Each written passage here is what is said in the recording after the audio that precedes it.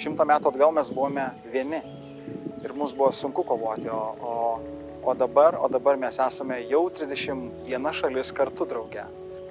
Esu viršila Vitalijus Beconis, dirbu sausumos pajėgų štabe, operacijų skyriuje kaip planavimo vyriausias specialistas. Manau, kad yra labai svarbu tarpusio bendradarbiavimas, būti kartu ir būti pasirengus. Būti partneriu gynybinės organizacijos didžiausios pasaulyje, tai yra labai svarbu mūsų šaliai. Tiek ekonominė prasme, tiek saugumo prasme. Ne visos šalis yra gabios įsigyti tam tikras priemonės karinėse, o NATO leidžia mums tiesiog dalintis platformomis, dalintis sistemomis ir viena kitai padėti.